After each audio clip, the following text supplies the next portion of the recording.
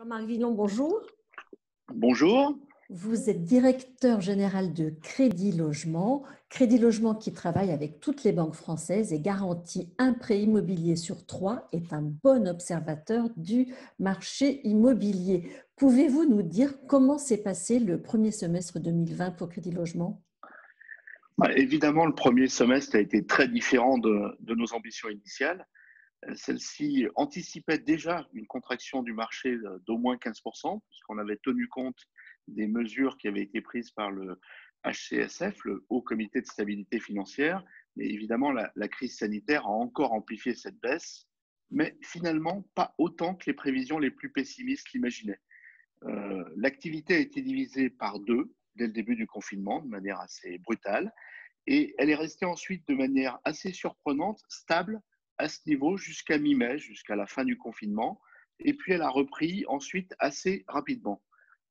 Les demandes de cautionnement ont ainsi retrouvé aux alentours de début juin des couleurs. Et même en juillet, à l'heure où je vous parle, on est proche du niveau de début d'année en termes de demandes de cautionnement. Donc tout cela témoigne d'une certaine dynamique. Et si on compare à 2018, et pas à 2019, qui avait été une année particulièrement exceptionnelle. À fin juin, on a une production garantie par Crédit Logement qui est à moins 11% par rapport à fin juin 2018. Alors, moins 11%, c'est pas rien. En même temps, ce n'est pas aussi important que ça quand on prend en compte ce qu'on vient de vivre au cours de ce premier semestre. Et puis enfin, un dernier point à noter sur le semestre, c'est la part des rachats de crédit, qui, vous le savez, a été importante dans les dernières années. Alors, cette part de rachat de crédit, elle a diminué sur le 6 premiers mois de cette année 2020, mais principalement au cours du deuxième trimestre, où elle n'a représenté que 13,5% des opérations, alors que c'était encore 20% tout au long de l'année 2019 et même encore en début d'année 2020. Quelle est votre vision du marché pour l'avenir? Alors, vous savez, de manière générale, la prévision, c'est un art difficile et je crois que cette fois, c'est encore bien plus compliqué. Ce qu'on constate aujourd'hui, c'est que les emprunteurs sont au rendez-vous. Les acheteurs sont au rendez-vous. Il y a des recherches en ligne importantes, il y a des visites de biens, il y a des ventes qui se réalisent de manière significative et dans un contexte où les prix semblent tenir.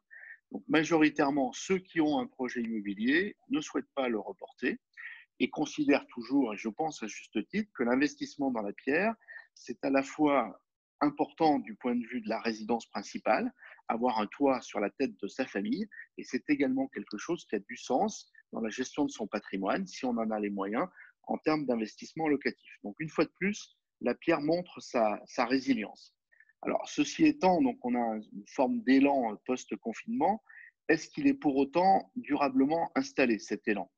C'est-à-dire, ce que je veux dire, c'est quelle est la part qui est liée à un effet rattrapage d'opérations qui ont été retardées par le confinement, de ce qui serait lié à une vraie dynamique de fond.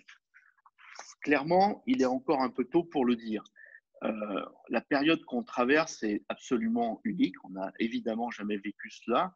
Et ce qui va se passer sur le marché de l'immobilier va dépendre du marché immobilier lui-même, bien sûr, mais aussi et encore plus de l'évolution économique générale. On est face à une crise économique qui est extrêmement profonde. Il y a des mesures qui ont été prises par les pouvoirs publics français et européens qui sont sans commune mesure avec ce qui avait pu être fait dans le passé. Ce qu'on constate aussi, c'est qu'il n'y a pas de plan spécifique de soutien concernant l'immobilier résidentiel à l'instant, mais force est de constater que aujourd'hui, à l'heure où je vous parle, les indicateurs économiques sont plutôt meilleurs que ce qui était attendu. Les choses ont l'air de tenir, et tant mieux.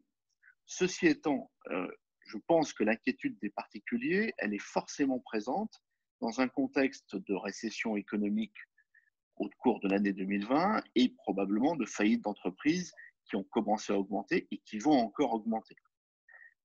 Ce qui est certain, c'est qu'on a une transformation assez profonde du marché. Le professeur Michel Mouillard vous l'expliquera dans son intervention.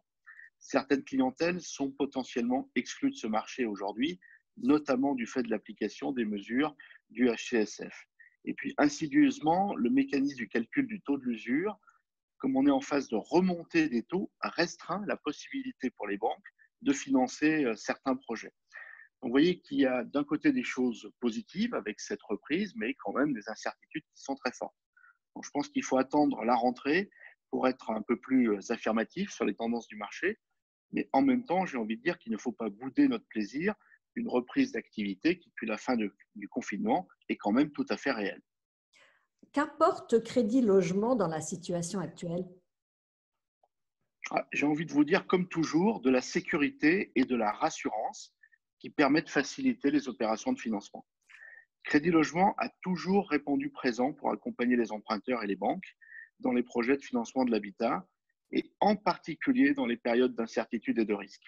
Donc, comme d'habitude, nous sommes et nous serons présents comme nous l'avons toujours fait, comme c'est notre raison d'être. Donc, concrètement, Crédit Logement aidera ses partenaires bancaires à contenir leur niveau de risque tout en soutenant la reprise économique. Et Crédit Logement accompagnera les emprunteurs pour garantir leurs opérations dans un cadre qui soit sécurisé pour eux et pour leur banque. Merci beaucoup Jean-Marc Villon. Je rappelle que vous êtes directeur général de Crédit Logement. Je vous en prie.